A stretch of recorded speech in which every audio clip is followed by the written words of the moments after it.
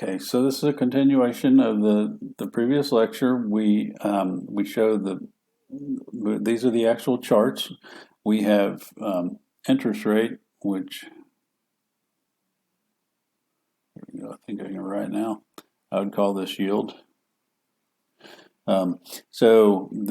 Here's our flat, and this is our inverted, and this is upward sloping.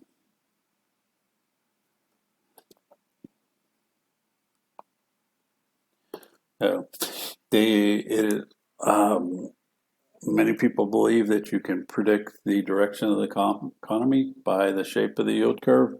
For example, this inversion is typically considered a recessionary sign, and this upward sloping is a sign of expansion.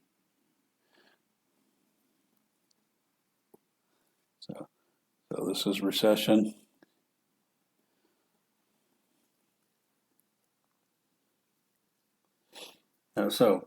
We have three theories or explanations of the shape of the yield curve, referred to as the term structure of interest rates. We have liquidity preference theory, market segmentation theory, and then expectations theory.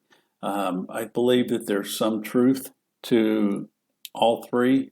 Neither one of them on alone by itself explains the term structure of interest rates, but they all have some influence over it. So, liquidity preference theory, everything else equal, investors or lenders prefer short-term securities to long-term securities because short-term securities are less subject to interest rate risk, thus they're more easily bought and sold in the market. This is true of some investors. As a result, short-term rates should be lower than long-term rates, and the yield curve should slope upward. Market segmentation theory. When I was working as a professional, I saw this. Borrowers and lenders have preferred maturities generally either short-term or long-term, also intermediate term. When we were preparing to sell a bond issue, we knew exactly who we could approach with the different pieces of that. Bond issue could be 30 years, but you would break it up into pieces for different investors. There definitely was market segmentation. So the slope of the yield curve depends on the demand for funds. Both short and long-term markets could be flat, upward sloping, downward sloping. And then finally, expectations theory. The shape of the yield curve depends on investors' expectations about future interest rates. There's certainly some truth to that. If inflation is expected to increase, short-term rates will be lower than long-term rates. Yield will slope upward. If inflation is expected to decrease, short-term rates will be higher than long-term rates. Yield curve will slope downward. So the inflation premium in any given year or for any given period is a function of the expected inflation periods for any. So for example, if this was, let's say this was 4-year inflation premium, so it'd be a function of expected inflation the first year, the second year, we'll call that one the third year, and we'll call this one the fourth year, and we'd add those up and divide by 4 to get the actual inflation period. So the yield on a bond is a function of the 1-year rates. So what you 1-year rates and over any given period of time. So to use the same example, say this is a 4-year bond. So this would be the 1-year rate plus the 2-year rate plus the 3-year rate plus the 4-year rate divided by 4, and that would simply how you would determine those.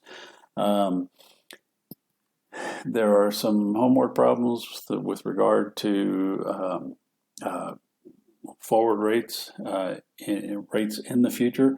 I suggest you look at my lectures on those, or the problems that I work. I think they simplify how you work those problems considerably over the way the book shows it to you.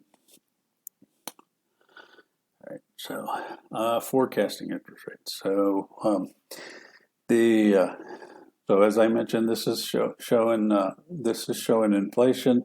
So the 1-year inflation rate is just the expected inflation rate during that year. The inflation rate for 2 years is a function of the expected inflation in year 1 and year 2. So you add those together, divide by 2, and you get expected inflation over 2 years. The expected inflation over 3 years is the expected inflation in all 3 years. You add that together, divide by 3. So in this case, it would be 4%. So when we forecast, we'll talk about forecasting rates. We're taking the risk-free rate, and then we're adding those 3 inflation premiums. So the nominal rate for each a 1-year bond would be 5%, 3 plus 2. A 2-year bond, 3 plus 3, 6%. 3-year rate, 3 plus 4, or 7%. Other factors that influence interest rate levels. Federal Reserve policy, we're seeing that right now. The Federal Reserve has flooded the market with money, that purchasing securities, which has lowered interest rates considerably, increased the money supply.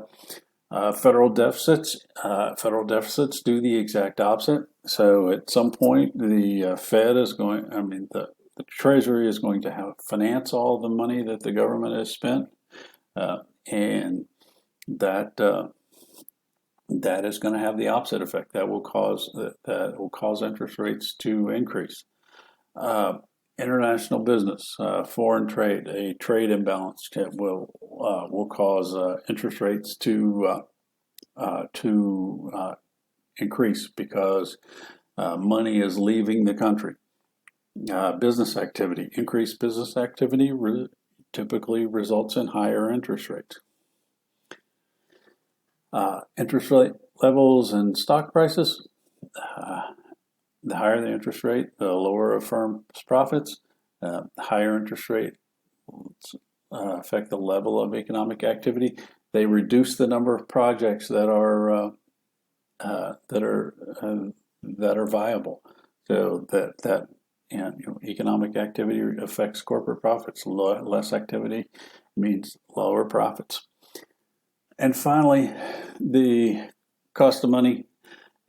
When we're valuing a stock or a bond, we're simply present valuing all those expected future cash flows.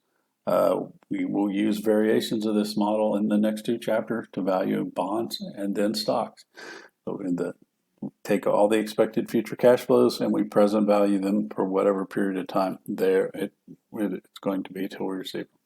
So that is the end of chapter 5.